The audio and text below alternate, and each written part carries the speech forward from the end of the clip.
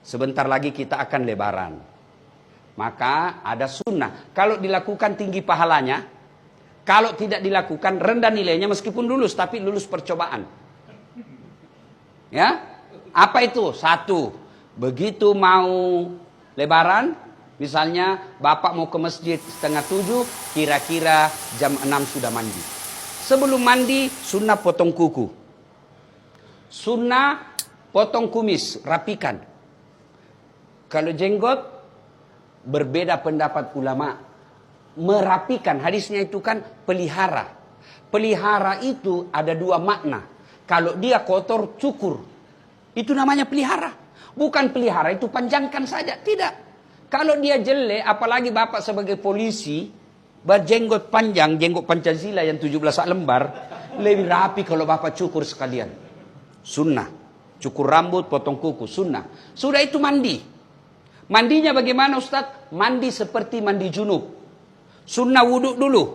Sudah wudhu, bapak masuk ke kamar mandi. Hadap kiblat, ambil timba. Saya niat mandi sholat Aidil Fitri lillahi ta'ala. Bismillahirrahmanirrahim. Kanan dulu 3 kali, kiri 3 kali, baru seluruh anggota tubuh. Ustadz, bagaimana kalau di rumah kita pakai apa itu? Shower, tidak ada timba? Gampang Pak, begini aja Pak. 1, 2, 3. Gila lagi. 1. Ya ketawa, saya serius ini Pak. Kan selesai. Nah, sunnah sikat gigi. Sunnah pakai sabun. Semuanya Pak, cuci bersih-bersih. Termasuk alenya beliau yang mulia. Bersihkan itu Pak.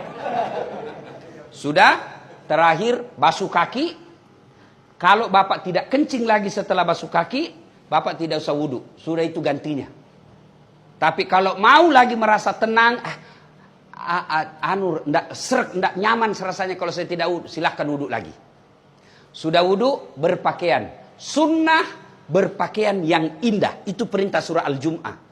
Pakaian yang indah bukan yang mahal.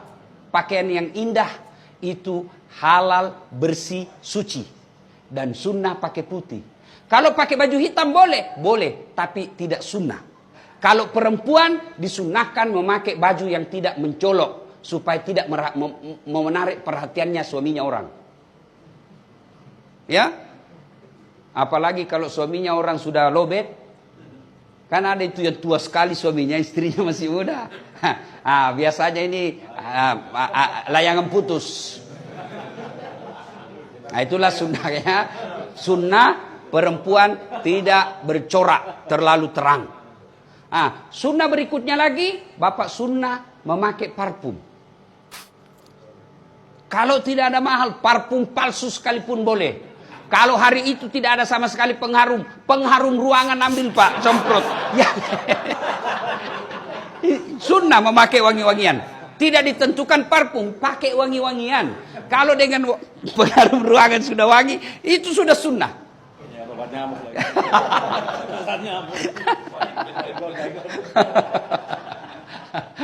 Sudah sunnah menuju ke lapang makan dulu. Sunnah, itu bedanya Idul Kurban. Kalau Idul Kurban selesai Aid baru makan. Kalau Idul Fitri makan dulu. Untuk apa? Membuktikan bahwa hari kemarin sudah beda hari ini. Ya, karena kita sudah tidak puasa. Sudah menuju ke lapangan. Kalau dia dekat dan mampu dijangkau jalan kaki, sunnah jalan kaki.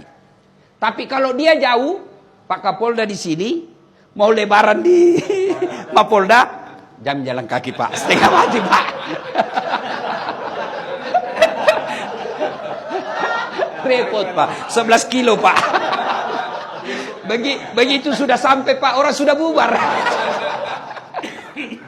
Kalau dijangkau dengan jalan kaki, sunnah jalan kaki. Dan sepanjang jalan bertasbih, bertahmid dan bertahlil.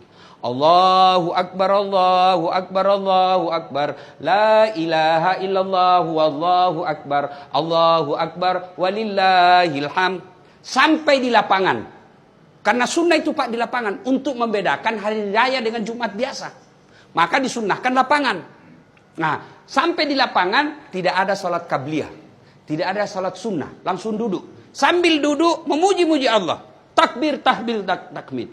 Allahu Akbar, Allahu Akbar. La ilaha illallah, wallahu Akbar. Allahu Akbar, walillahil hamd. Sudah, masuk tiba saatnya salat. Sholat Aidil Fitri.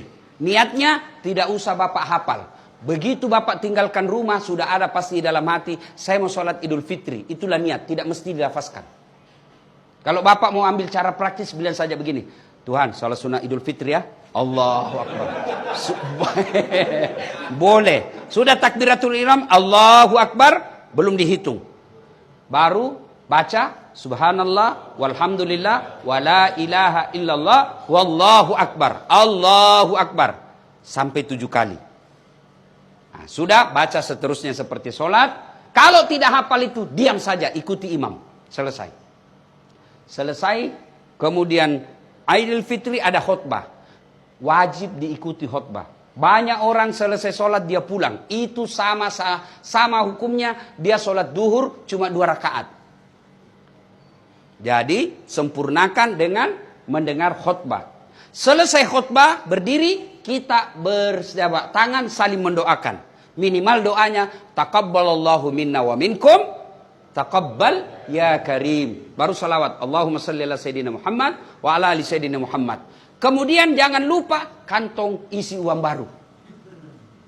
Isi uang baru Pak. Mau uang 5.000, uang 20.000, sepanjang jalan Bapak bersedekah. Cari orang-orang susah. Tujuannya apa? Tidak boleh pada hari raya ada orang tidak bergembira gara-gara tidak ada uangnya. Gembirakan mereka. Lalu pulang, sunnah beda jalan pergi, beda juga jalan pulang. Waktu pergi jalan perintis kemerdekaan, waktu pulang tol. Sunnah. Nah, selesai itu silakan datangi orang tua. Nah, setelah itu baru kita bersilaturahmi kepada orang-orang yang pernah kita musuhi. Itu yang paling penting. Dia pernah kita sakiti atau dia pernah sakiti kita. Siapa yang baik? Bukan yang tua, bukan yang senior, bukan yang kaya. Siapa? Inna akramakum indallahi atqakum. Yang paling mulia di antara kalian yang paling bertakwa. Siapa yang bertakwa? Ciri-cirinya suka meminta maaf. Ibu bapak saudara-saudara sekalian, apabila ini sudah kita lakukan, ada derajat takwa. Pak Kapolda sudah sekolahkan dirinya. Ternyata pulang punya prestasi, pasti ada promosi. Begitu juga ketika sudah mencapai derajat takwa, tidak mungkin Allah tidak mengapresiasi. Pasti ada promosi. Apa janji Allah? Man yattaqillaha. Siapa yang bertakwa kepadaku, yaj'allahu mahraja. Saya angkat derajatnya. 2, ku ampuni segala dosa-dosanya. 3, aku bukakan pintu rezeki dari jalan yang dia tidak sangka-sangka. Demikian, lebih dan kurangnya mohon dimaafkan. Assalamualaikum warahmatullahi wabarakatuh.